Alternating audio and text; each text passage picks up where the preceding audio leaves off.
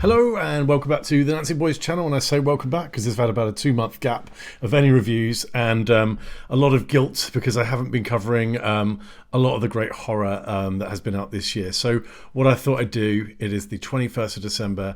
I have seen a total of around 42 horror films, I believe, in 2024, all brand new for 2024 as well. So yeah, I've done my homework. And rather than go really in depth in lots of different ways, I'm just going to do a nice simple ranking video today just to take you through my thoughts on all the stuff that we've had this year. I think it's been a really great year. There's been lots of really varied stuff coming out.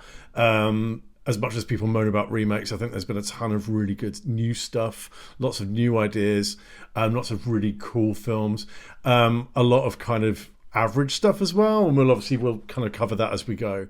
So in terms of my tier list, we're going to start off with the worst of the year. So hopefully not too many on this list, but there are definitely some pretty awful movies that I'm going to be happily throwing in there, and we'll talk those through. Then we've got meh. Those are just the films that just kind of passed me by. I didn't particularly hate them, but they weren't particularly good. They're not something I would want to go back to. One and Done is something that a film I'm happy that I saw, but I would probably never need to watch again. I'm sort of done with it. Solid horror, that's your kind of almost top tier of the year. And then there are a few for me this year that will probably nudge into that modern classic territory, which I don't get very often. So without further ado, let's make a start. So we're going to kick off with Sting. And I only saw Sting about 2 weeks ago, and I actually really liked it. And it's one of those things of ranking where you're like, I liked it, but do I kind of acknowledge its flaws? But nah, sod it. I'm going to go in solid horror. So let's move Sting up to solid horror. So I actually thought this film had lots of really good stuff to like. I think the creature itself was really good. Some actually pretty brutal and pretty gory death scenes, which I kind of wasn't expecting from a movie about a killer spider. So that was really good, really good, gore. Like the actual first 5 minutes of the film could almost be like a short story in itself. And it just had lots to like. I think sometimes the film's strength was sometimes its weakness. So there was a lot of sort of domestic drama in the movie, and at times that was great because I actually felt quite attached to the characters. They were quite nice. You did sort of care about them. I think sometimes it sort of slipped into melodrama. And there were points where I just thought, can we move on a little bit? It's a little bit kind of hysterical at times when really by the kind of that sort of third part, I just want spider action by that point. But otherwise, really enjoyable, really, really fun. I think it's a good, solid sort of 7 out of 10. So that's why, for me, I'm going to put that in solid horror because I think it is rewatchable. It is a lot of fun. It's probably a film I would go back to with mates or something like that. I'm then going to go with a controversial one. I saw the TV Glow, and I know that some people absolutely love this. Some people absolutely hate it. I'm sort of in the middle. I'm going to go One and Done. And I don't know, it's a funny one. I think there's so much to like about it. I really enjoyed the kind of the viewing experience of this film. Did I understand it? Not really. I mean, there was a lot of question marks that in hindsight I've read up about the film. I've kind of understood a bit more about it now. And it does make sense to a certain degree. I think clearly it's about the sort of the trans experience, and I haven't been through that. So I'd quite like to speak to some trans friends and see if they've seen it to kind of understand it.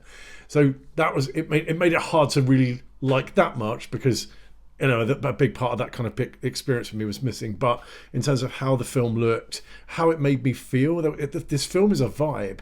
So actually, even if you don't go into it wanting like major plot lines and you don't necessarily need to understand the story in totality, actually there was something very haunting about it. I thought about it a lot since, like the colours of the movie, the sound design. It's got a really horrific ending. So it's not necessarily a film I don't think I could actually go back and watch it again. It's too heavy, but definitely worth seeing. I don't think you're not gonna get many people down the middle on this one. You're either gonna like it or you're not. But yeah, I thought for what it is and for what it was trying to convey in a really kind of abstract way, I thought it was a really good movie.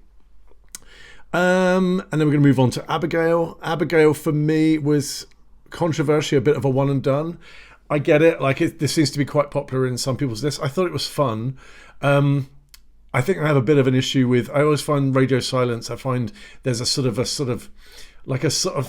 pleased with themselves kind of feel to their films. Like, they talk a lot about references and stuff and Easter eggs and I think that, and I think they can get a little bit too kind of meta about the horror, the fact that they're horror fans, and that's fine. They love what they do, but I just find it's a bit tedious, and they can be a bit like that in sort of a number of their films. I also think this film suffered from a really crap trailer where we basically found out the twist. I think if I hadn't known what this was going to be, I might have found it more interesting. I think you spend like the first half an hour, and spoilers, the little girl in the film who's a ballet dancer, it turns out to be a vampire, but you spend that sort of first half an hour, rather than wondering what's happening and wondering where it's going to go, you're just thinking, well, when's she going to turn into a vampire? And then she does, and it's fun. I thought this film had, should have finished probably 20 minutes earlier. I'd found by the end I really wanted it to be done.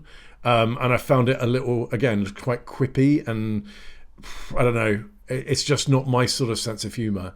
But again, some really good stuff in it, some really good gore, some great death scenes, and I think a lot of people will love this. It's fun. It's just not really my kind of sense of humour, and that's why I kind of knocked it down. But it's definitely a good film. It's definitely, for me, sort of upper that mid-tier. Then we're going to move to, I think this is Azreal. Let me just check. And Azreal, I am firmly placing in meh. I'd kind of read online that a lot of people found this film frustrating because there's virtually no dialogue. You don't really get a lot of backstory. And I think that's fine for maybe the first 40 minutes. After 40 minutes, I literally felt like I was watching the same thing over and over again. So she would escape from whatever she was trying to be kidnapped from. She would escape, someone would chase her, there'd be a sort of a fight, someone would die, and it was literally, and then she'd run through the woods. And I felt like we got that over and over and over again.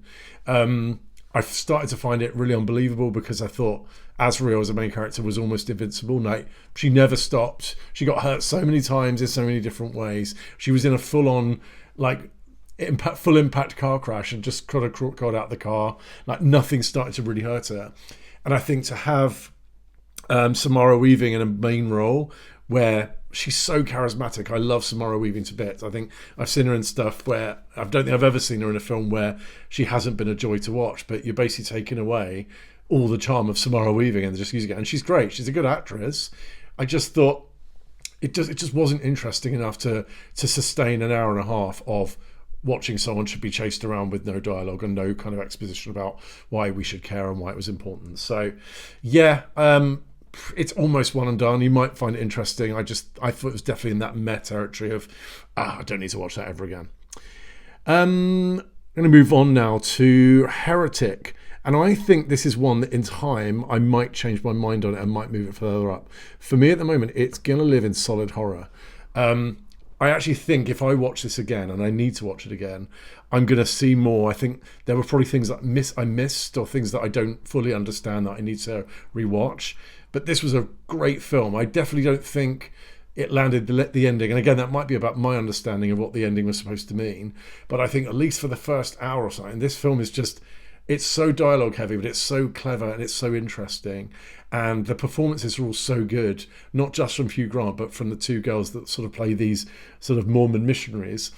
It's just a really smart film. I mean, you have this whole sort of dialogue around monopoly and religion. And if you're into that kind of intellectual kind of tennis and the back and forth, I think you'll really enjoy it. I think it does lean into more of a horror angle in that last 20 minutes, and that worked less for me.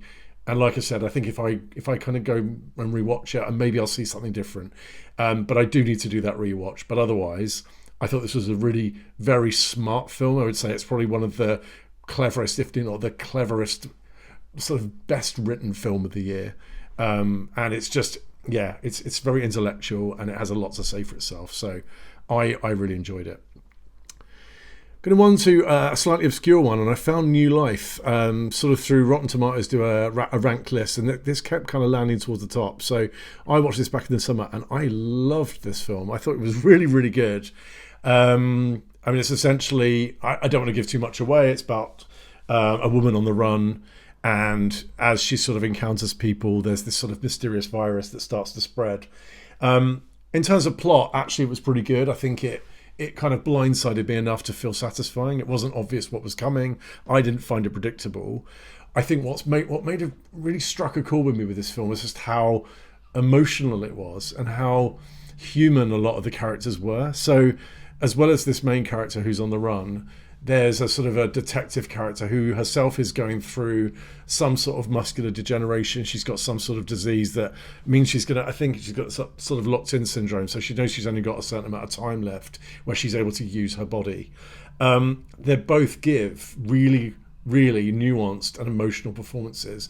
There's a scene where I have a thing that bugs me in horror films is when characters die and the other characters respond in such a bland, quick, I don't really care about this kind of way, and you don't really get that emotion. There's a scene in this where a character finds out that someone's died, and the acting in that is just so wonderful.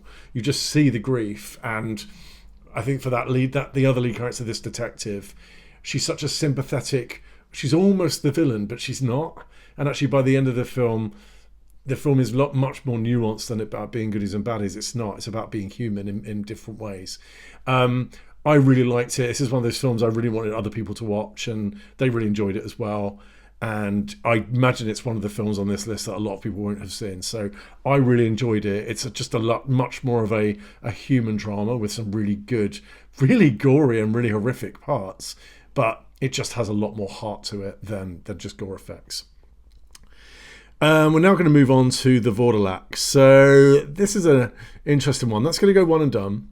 And this is by no means a commentary, on the film. It's a period horror film, and it's just not my thing. I think I did a review of this with Phil at the Boys on Film channel, so check that out. And I just explained it's not really my thing. It's not a film I would go and rewatch. I kind of wanted it to be over when I was watching it. And again, that's not because it was bad. It's not for me. It's like The Witch. Just that's never chimed with me. I would say it had some really great atmosphere. Some of the sort of cinematography was really nice. There's a particular horror character in this, and the design of that is really chilling and really unnerving.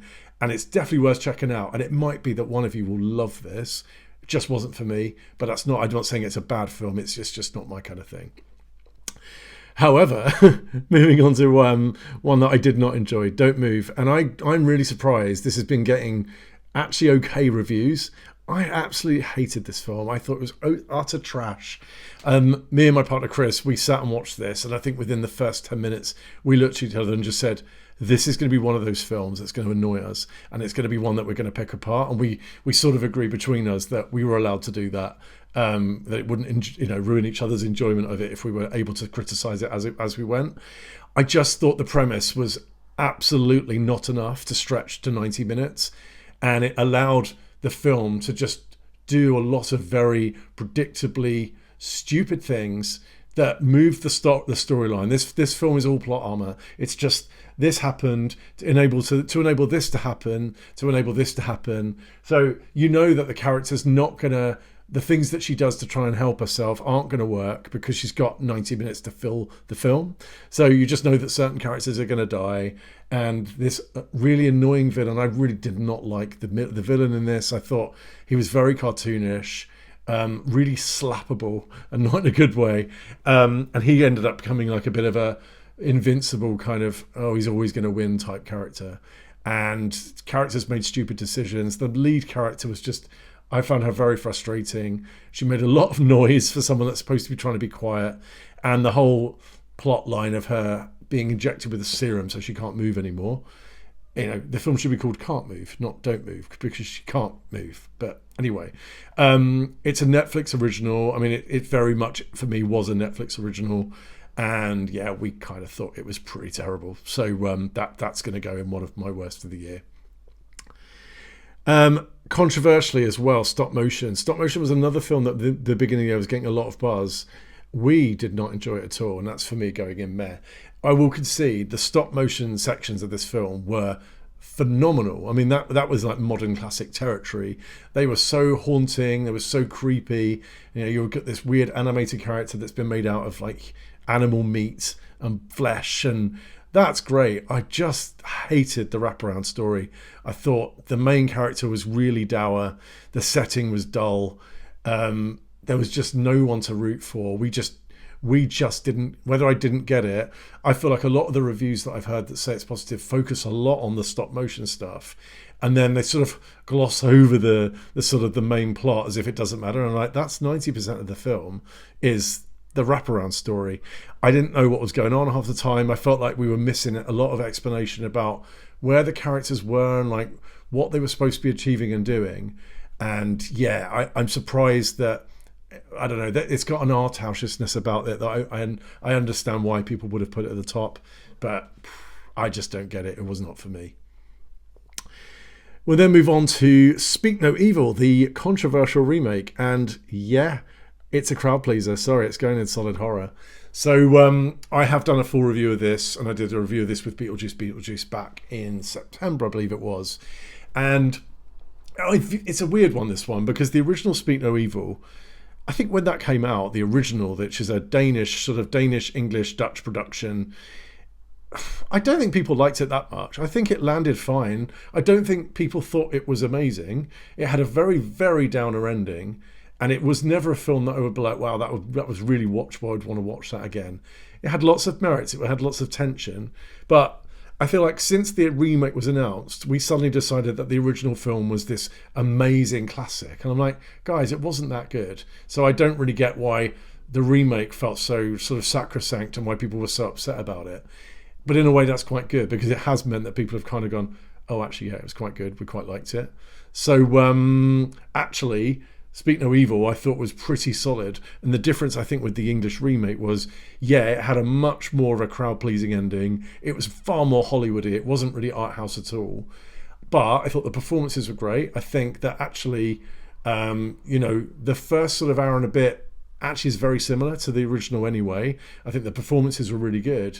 And yeah, the ending is Hollywoody, and this is the struggle. It's not as good an ending in terms of cinematography and cinematics. But did I enjoy the ending more? I think I did, because it was crowd pleasing. And hey, like, can I be someone that could be crowd pleased occasionally? Yeah, sometimes I just want to enjoy a film, and I found the ending of this far more kind of satisfying and rounded off, which means I probably would go back and watch it again, and it probably has got more legs. So I get the whole debate. I think they are fundamentally very different movies with that ending changed, and actually, if it's got to a wider audience, I have no problem with that being remade. Next on the list is Strange Darling, and I'm really torn. I don't know where I stand on this one, and I feel like I'd want to see it again. I think this was affected by me and Chris when I saw this at the cinema. He absolutely hated it. I didn't. I came out of it having had quite a good time. And then the more we spoke about it, the more I kind of liked it less. And there were things that he pointed out that I thought, actually, you're right. So I'm going to put it probably in one and done. And again, I know that's going to be controversial, because I think that's been a really popular film this year. People have really loved it. I think the fact that it's told out of order is a bit of a gimmick, because I think we could, every film could do that, and we'd all think, oh, what's the mystery? And it does subvert expectations. It's entertaining, but it's because it's told out of order. I don't know. It was good. It was well shot. Kyle Gallner is a total hunk. I mean, he's just like the best new horror star after Mia Goth. I think he's wonderful.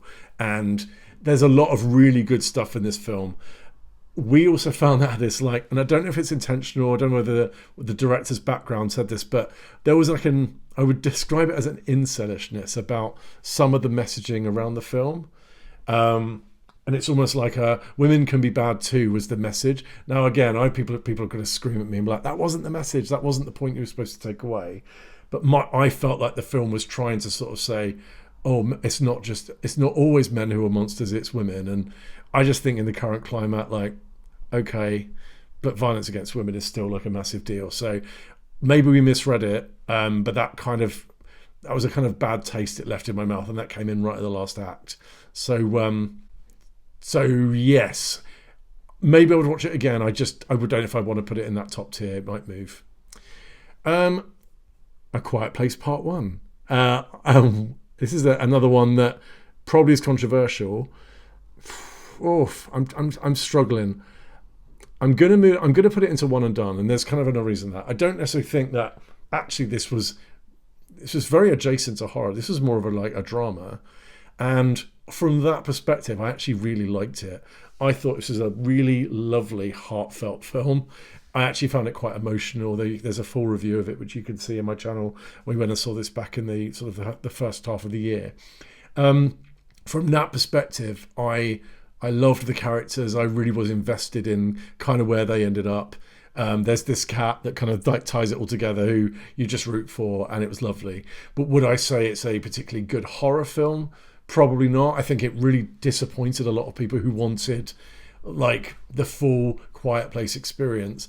I thought this was the best of the three, but if you really like the first one or two, you're probably not going to like this one as much. So it depends what you're looking for. I actually found this really emotionally affecting and really sweet. But I get if you're going through what people probably thought this was going to be like a popcorn horror, that's just not really what it is. So yeah. And there we go. This is always fun to go from something you're not quite sure how to define to one that you absolutely hated. So like, let's just get it over and done with. Imaginary, and I'm going to put that below Don't Move, because I just thought, this really should live in meh, because I just found it so utterly dull. But there's just nothing fun about this film. I just found it so boring. I really, really switched off in the last 30 minutes when it went into this kind of fantasy realm. It's actually quite hard to talk about. I just didn't enjoy it at all. I found a lot of the setup was really cliched. I've kind of forgotten a lot about it. I just remember thinking, I think I saw this back in like September, October, and thinking, oh, I now get it. Like, this is why. Because there's a few films that I didn't see Night Swim, so Night Swim isn't on this list, but I'm intrigued to see it because it has notoriously now been on the worst of 2024 for most of the year. It's kind of never sort of moved out of that bottom position. Imaginary, I watched it and was like, I'm so glad I didn't pay to go and see that at the cinema because I just found it so boring. Anywho, I'm not saying more about Imaginary. Oof, and another controversial one, Longlegs. I'm really sorry, Longlegs people, it's one and done for me. It's almost meh. Longlegs, I didn't mind for the first hour. Problem is, I saw it at a midnight screening and I was really, really trying to not fall asleep. Whether that's the film's fault or not, it was late, so that's kind of fair enough. I just absolutely hated the ending of this film. It keeps being described as a kind of procedural, like a Silence of the Lambs. It's just not. The last 20 minutes turns this into a bad 1980s Sylvester McCoy Doctor Who episode. I just absolutely hated the plot twist, which is what explained everything. It sort of turned the Longlegs character into something completely different, and I just don't get it. It seems to be like, will be in a lot of people's modern classic top 10, and it just isn't for me. I thought the performances were really odd. I did love how it was shot. I think the first hour is really good. The music, how it looks, it is creepy. It does get under your skin. There's lots to like about it, but I just thought Michael Ron-Rose, it was just a very weird way, sort of a really weird way to play an FBI agent, because I just don't think she would have got a job being like that. And I just didn't really understand the hype for it. So that will probably be another really controversial one because it's not kind of in my top half. And then similarly, Inner Violent Natures comes next, and that's also going to be a one and done for me. I just think it's just too much walking. It is just too much static time watching someone kind of get to the next kill. I thought the kills were great, and there's some really good ones. Obviously, I think you've arguably got the goriest, best horror film kill of the year in this film. But would I need to watch the whole film again to see those? Probably not. I'd probably just skip through them and have another watch of the violent stuff. Funny enough, I think people hated the ending of the film. I actually quite liked it because it was very subversive. It kind of did what you wouldn't expect a film like this to do. But overall, I don't think I could watch this again. I just think it was quite exhausting. It's experimental. Love that. Great. Like, crack on. Do something a bit different. But it's not something I'd want to go and revisit. Next up is Tarot. And again, like Imaginary, I spent most of the year having not seen this, and then I was doing a bit of a catch-up sort of towards the end of the year around Halloween. And yeah, I absolutely hated Tarot. So, I don't know, it's another one that I've sort of... I have seen a handful of people say, oh, it's fun and you've just got to enjoy it. It's not fun. It's just really stupid. It's one of those awful, like, it's a growing trend of horror films that are made for the cinema that are clearly made for 12-year-old girls to watch at sleepovers, and that's fine. Like, maybe that's fine. It's not for me. I just don't want a film like that. There was no gore. The deaths were really unimaginative. The concept of this film could have been so cool, like the fact that you have, you know, a death based on a tarot card design, and the tarot card designs were awesome. That was a really good aspect of this film. But yeah, it was really, really tacky. The characters did that whole thing of just not caring when their friends died, as we spoke about earlier. And there's a character in it I just wanted to be dead from the beginning, and they just decided not to kill him off, because apparently, well, I think we were supposed to find him funny. And no, didn't find him funny at all. I wanted him dead. So the fact that he didn't die was another massive X in the box for me. So that's going to go just above imaginary as my worst of the year. Then we move to It's What's Inside. Did not expect this to be as good as it was. That is fully going in solid horror. We absolutely loved this film. Is it even necessarily a horror film? Probably not. It's more of like a sort of psychodrama type thing with some horror elements, but I'm putting it in because I want to talk about it, and it sort of is, the concept of it is quite horror. But yeah, we loved it. I think the film does a great job of keeping you up to date with who's who. The conceit of this film is there's a machine that allows people to swap bodies, so the consciousness will go into someone else's body. But the way the film's done is you're constantly reminded who's really who in whose body, and then the implications of then how it plays out. We loved it. We thought the ending was really fun. It was just a very cohesive, fun, well done little film that I didn't expect a lot from. And yeah, I'm absolutely going to go back and rewatch it.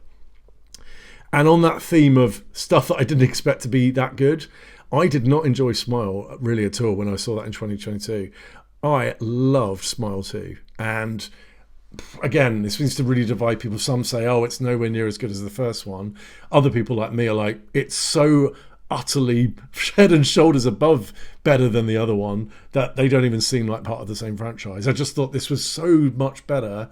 I loved Naomi Scott's performance. I just was so much more invested in her.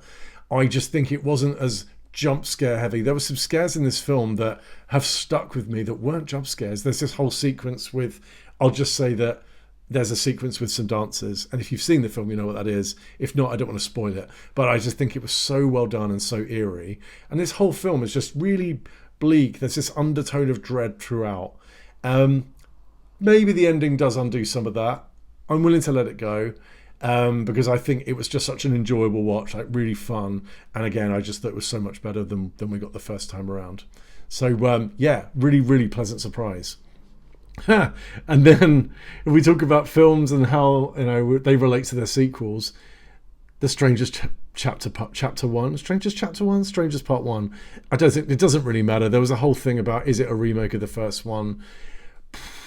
I think this is going to be my worst of the year, and let me just swap that with imaginary. I don't know, maybe I won't. I mean, I feel like at least The Strangers Chapter 1 wasn't boring, but my god, was it utterly witless and artless and stupid. I mean, the characters just made stupid decisions. This film had like product placement in it. It had a really cliched setup, and it also did that thing of making people think that the original The Strangers is this some sort of classic. That film is also very average. I don't understand the love for it. I don't get it.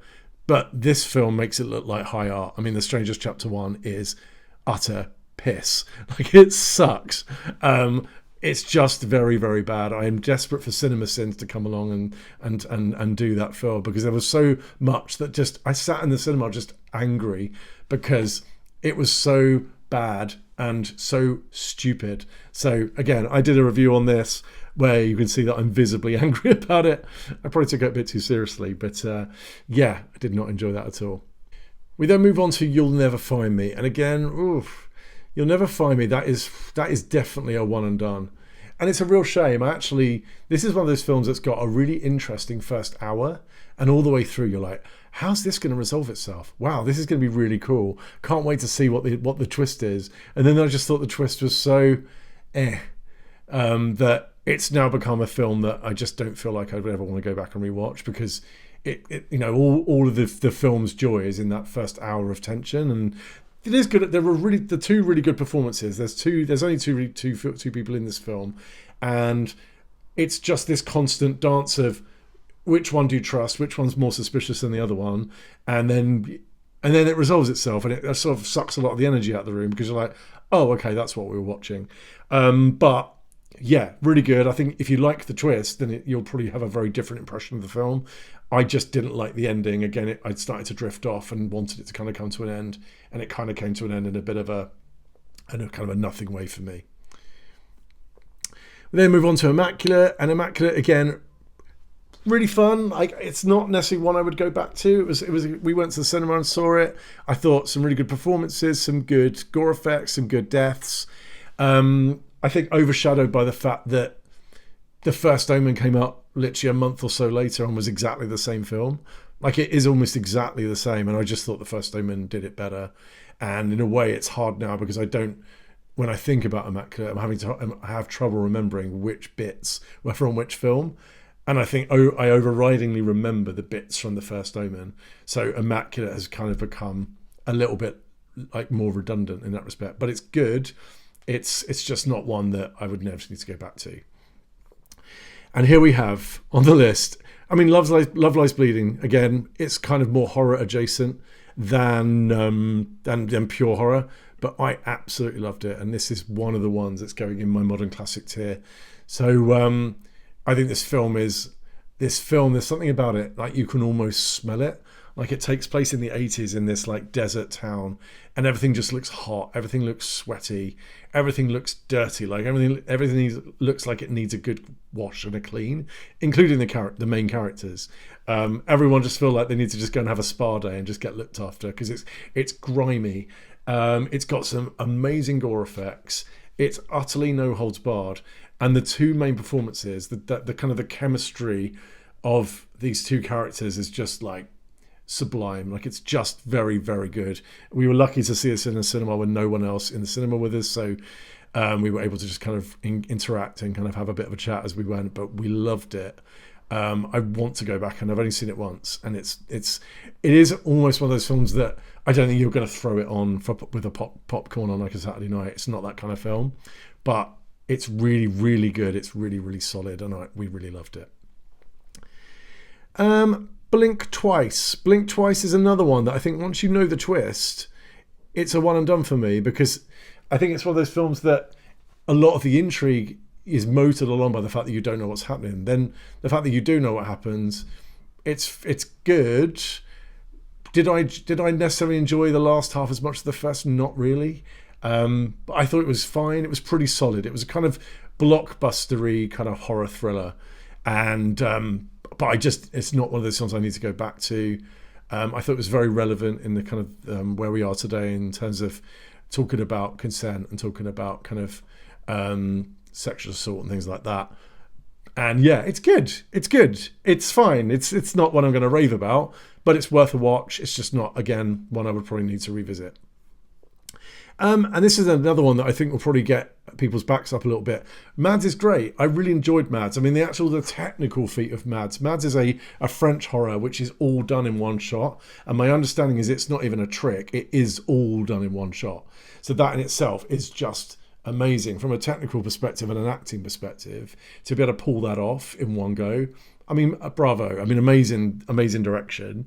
And actually, some of the acting performances are almost some of the best of the year. There's a character who plays the sort of main character's girlfriend, and the focus switches to her about halfway through, and she's just amazing. I mean, her performance is just so scary and unnerving, and I really hope she gets some recognition for it, because I thought it was great.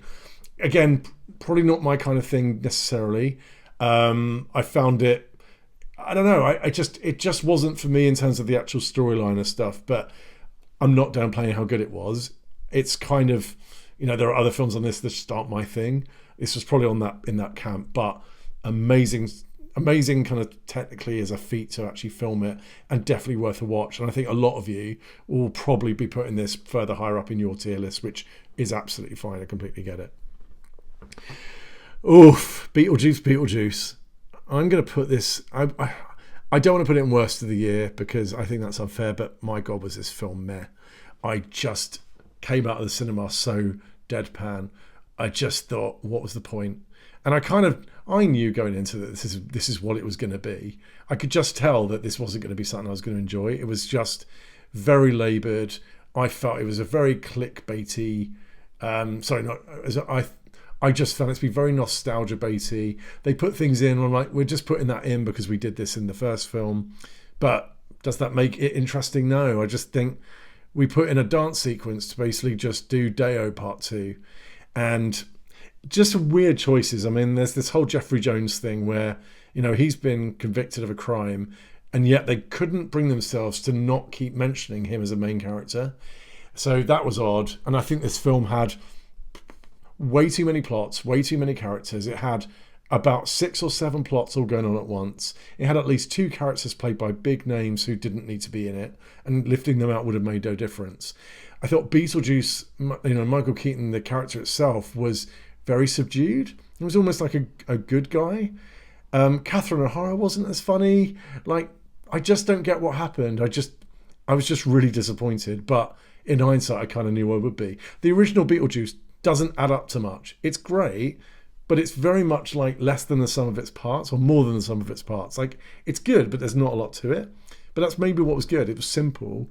Beetlejuice was just stuffed with stuff, and I just don't think it worked. And yeah, came out of it pretty unimpressed. And then we move on to the first Omen. I'm going to put this in solid horror. I think for a horror prequel, I actually did do a review of this, so do go back, and I won't go too much about it. But as I said about with Immaculate, it's basically the same plot as Immaculate. But I mean, the visuals in this film are just really, really good. It's been really well shot. It's more so than you'd expect from like a horror prequel. And I just thought this would be Hollywood popcorn nonsense, and it actually really wasn't. This was actually very kind of well considered, very well thought through. And yeah, I mean, and Nell Tager-Fried as the lead was just phenomenal. There is a whole sequence in this film which was like jaw to the floor. Who is this actress? And I cannot wait to see her in more stuff. So really, really good. And hey, it's a reminder that I did an Omen location tour video the end of last year. So any fans of the Omen, go and check out my horror film location playlist. You can find it on there. Oddity. Oh, no, I'm not sure about this one. I wanted to like this one more than I did, and I'm going to put it in one and done for now. Again, this seems to be in a lot of people's top 10s. I did really enjoy it. I thought the atmosphere was great. There's a jump scare in this that made me scream out loud in my flat on my own, and I will give them credit for that because no other films really got like an audio reaction from me this year. I found the film a little stilted, if I'm honest. I found the acting at times a little bit soap opera standard, and it's a bit flat looking at times. I think it almost looks a bit like a British soap. It's got some great imagery. I think like some of the main, like there's that main kind of wood demon creature thing, which is really cool. I just wanted to like it a bit more than I did, and I'd need to be in a particular mood to go back and rewatch it. I do feel like, again, maybe I missed something, a bit like Heretic. Like, am I missing a plot point or something? So I probably will revisit it, but I just don't think I can put it in that next level. I think it was a really good, solid, like little horror ghost story. There were a few things that just weren't for me, I guess. Next one is Alien Romulus, and I'm very surprised to say I really, really enjoyed this. I haven't seen an Alien film since Prometheus, which I thought was utter garbage. I really didn't enjoy it at all. And I thought Alien Romulus, I don't know, I think some people have said this is very, very fanboy callbacky. I didn't find it was, and I don't like callbacks. I find them really tedious. When actually I thought this was really solid. It whipped along at a really good pace. It had some good gore. It was exciting. It was tense. It made me feel like we were back in the 80s again. And it was like, again, like the original Alien. Or there was a film called Deep Star 6 that came out in the 80s, which again is just, let's put 6 attractive people in an awful situation. And they were under the sea in that film. This is obviously set in space. The characters were mostly pretty awful. I mean, there were some really awful characters who needed to go. But Callie Spenny is the lead, and you kind of got her sort of robot companion, who I don't remember the name of the actor now, but I just thought it was a really solid little movie. It really did kind of whip along at a nice pace, some good gore, and I think because I was playing Alien Isolation about 10 years ago. It was 2014 that came out. It felt like a sort of movie version of that, which I think that game is terrifying. So I really enjoyed Romulus, and I got a lot out of it. Next up is Your Monster, and again, this is another one I did a review with Phil at Boys on Film, so you can go and check out my full thoughts on this. So I'm not going to go on about it too much. I thought this was absolutely meh. I did not get it. I thought tonally it was all over the place. 1 minute it was sort of trying to be a comedy, then it went really heavy, then it was almost a musical for a bit. I just thought everything was weird in this film. There was an offishness about it, where I don't think the writer of the film really knew what they were trying to make, and I don't think anyone really did. And I think 2 or 3 more script rewrites would have really helped this film out, because there's just some weird choices. I mean, the conceit is this is a girl's imaginary sort of monster who lived under her bed when she was a little girl coming back, but then they have sex. I'm like, had they really had sex? Why is this monster having sex? And he's supposed to be, I don't know, he's supposed to be the good guy. It's weird. I don't get it. I just thought it was a really strange film. And again, I was willing this one to end. I think it was only 90 minutes, and I just really checked out very, very much close to close to the beginning of it. Woman of the Hour, which is Anna Kendrick's debut. I really liked it, and I think on account of me really enjoying it, I'm going to put it in solid horror. Again, it's probably not purely a horror film. It's not really a horror film. It's got some really horrific elements, and there's the scene in the car park towards the end, which I thought was one of the more unnerving horror scenes of the year. So yeah, I really enjoyed it. I loved Anna Kendrick's performance. It's not really a horror film. It's basically a drama with some horror stuff, but really well done. Really interesting to hear about Rodney Alcala. I've seen that piece of news on various YouTube channel videos over the years about him being on that game show. So it's interesting to understand how that came about, where it came from. But yeah, it's not really a horror film. So forgive me if you go and watch it and you're expecting sort of horror, but it has got some violence and it's quite disturbing. Daddy's Head, we watched this about a month ago. We did not enjoy it. Daddy's Head, we just thought was, I don't know. There were some creepy moments. I thought actually the creature design was really good, but the characters were both really wet blankets. They weren't people I particularly enjoyed watching, and ultimately we just found it really frustrating and a bit dull. So I haven't really got much to say about Daddy's Head. I just thought it was a bit meh. Then we move on to Double Blind. So Double Blind I saw right at the beginning of the year. I think it was January or February. I think we liked it. I think it's a one and done. I think the plot was really interesting. It's all about people who are doing a kind of medical trial, and they basically have to stay awake in order to survive. And I thought the plot was actually quite original. It was a good little, it whipped along. You kind of got a lot out of it. It was fun. Did I think much about it afterwards? Do I remember much about it now? Not really. I remember being like pleasantly surprised, thinking, okay, that wasn't a bad watch.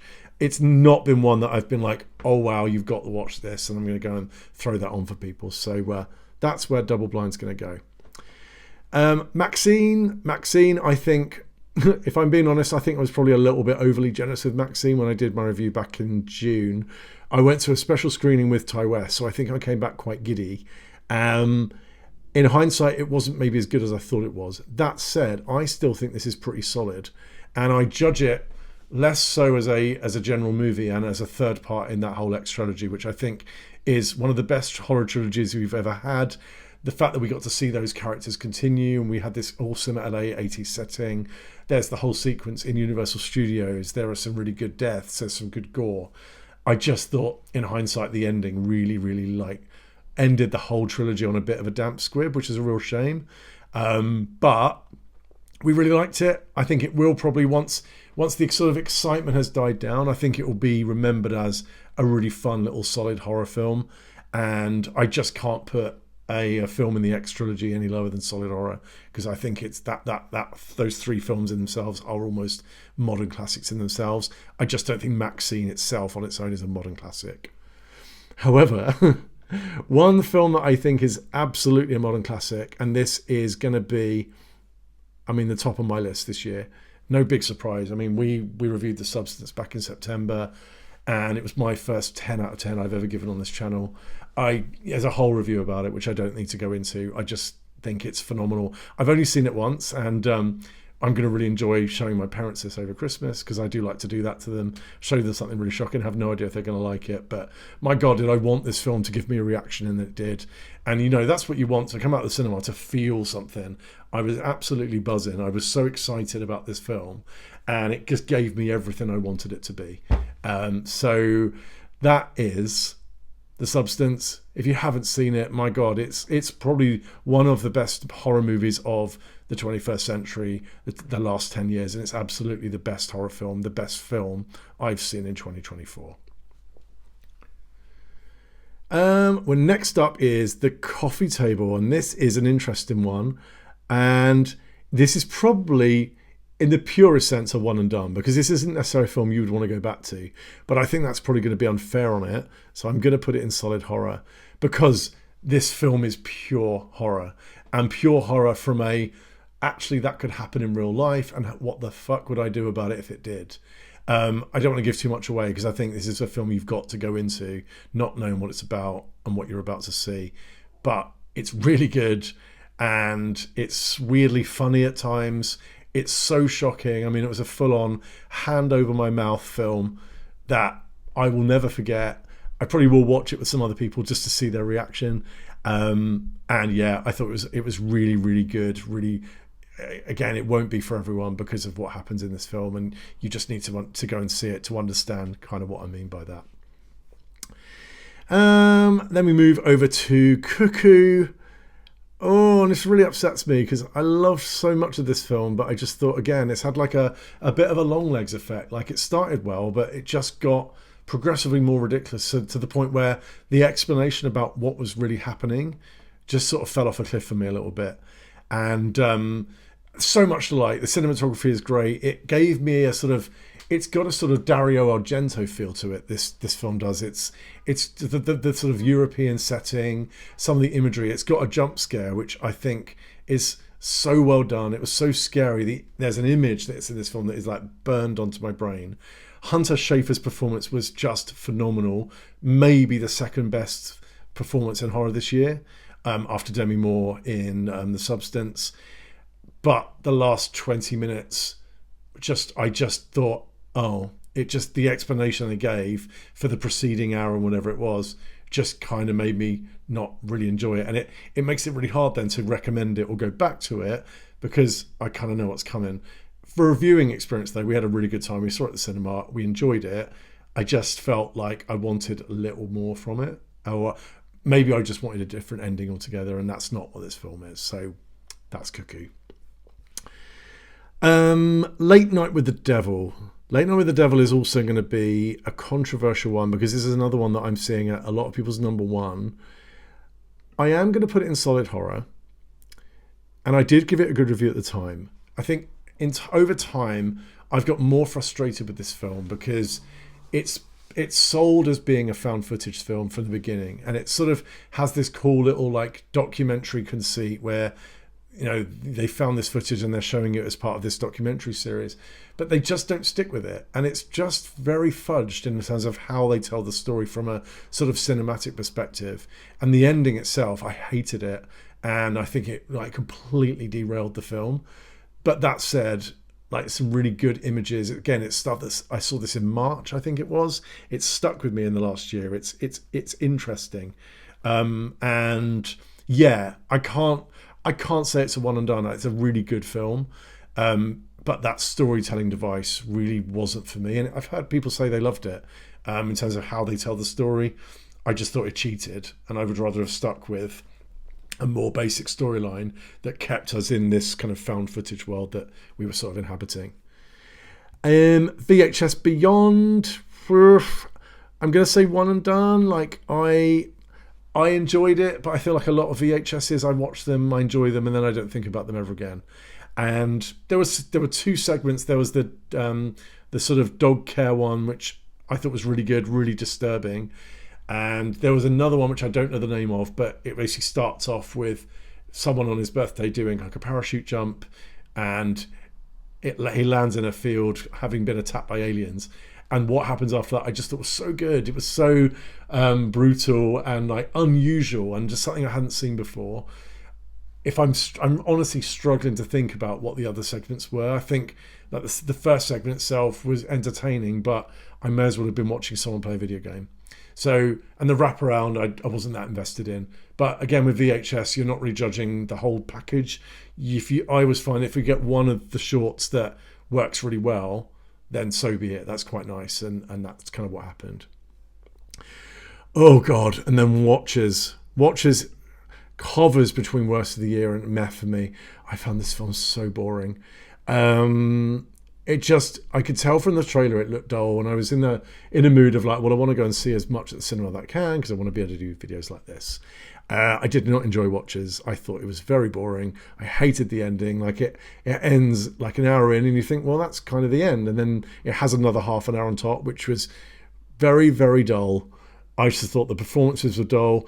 Georgina Campbell really needs a new agent because she keeps picking terrible films.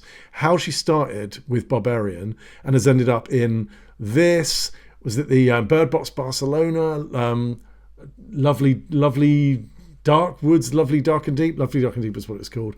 I just don't know what she's doing. She keeps picking terrible films. I thought Dakota Fanning was fine, but it was just a very like bland character who I just wasn't that invested in. And there's an actress called Olwen Fouere who's she plays Sally in the Texas Chainsaw Massacre remake on Netflix, which was utter trash. I hated it. I've never reviewed it because I wasn't doing the channel then. And she's also in Tarot, and she's also in this, and she plays exactly the same character in every single one, like mysterious long-haired Irish lady who talks in riddles. And I just, again, like, she needs to please find a new agent or just do something different. I mean, she looks the same in every film as well. It's almost like we're just going to employ this woman to play the same character. So The Watchers almost fell into worst of the year. It wasn't that bad. There was some maybe nicely shot elements, but it's boring. I would never go back to it.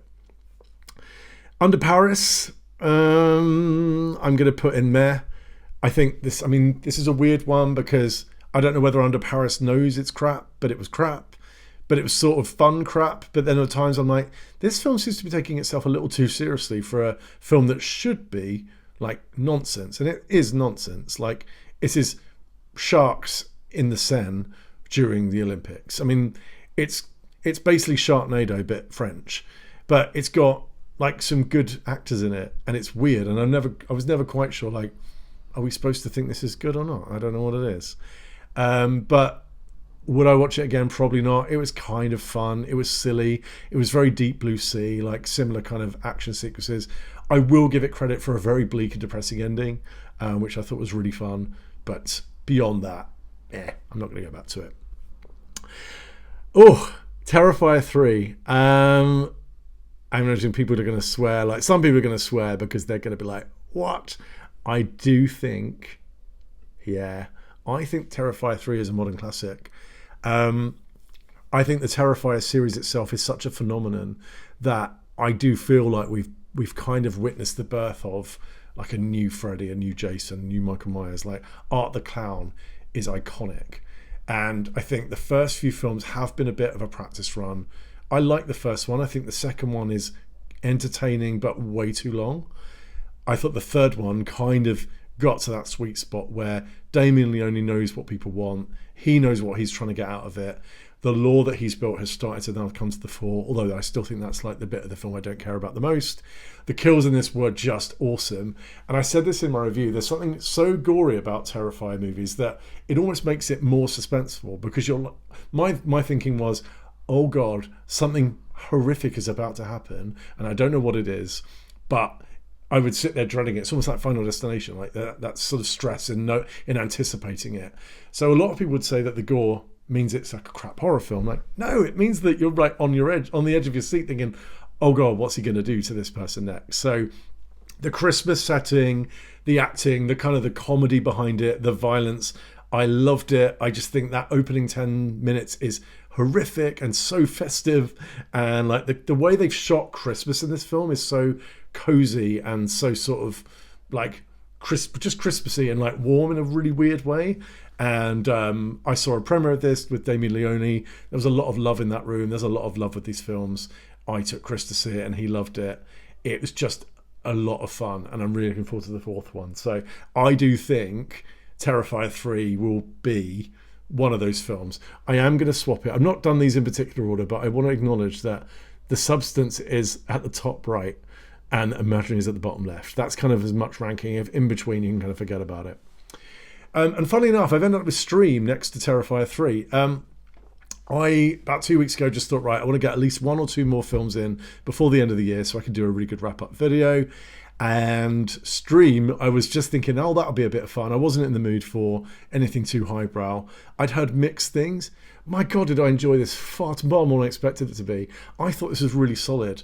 Now, I don't know if I was in a particularly weird mood.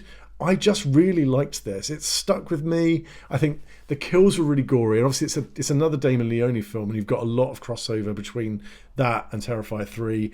It's packed with like horror icons and people you just know. Like if you're a horror fan, you know where it's from. And I just had such a fun time with this film. The kills were really gory. I really liked the setting. There were no moments in the film where I was like, this doesn't feel believable anymore. Like they wrapped it up. It was just really, really fun.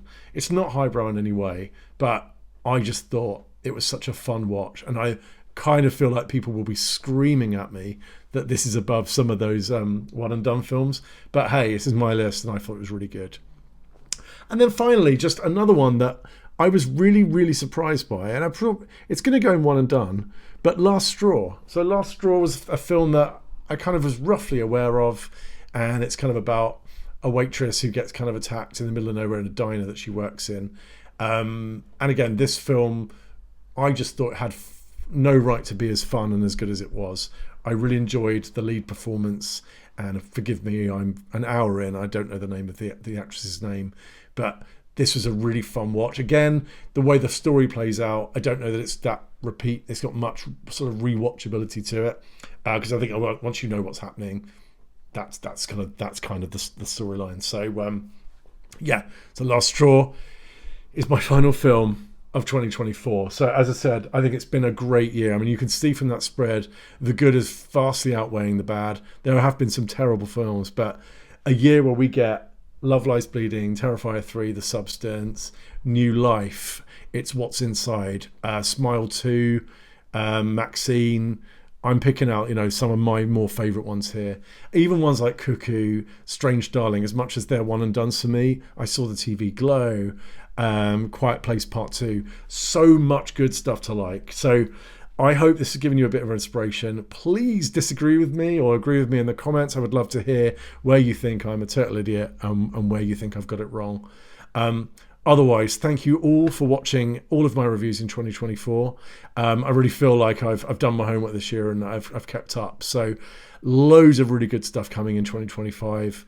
And I will be back in January. I believe we've got Companion come in. We got The Monkey. We've got 28 Years Later coming later in the year.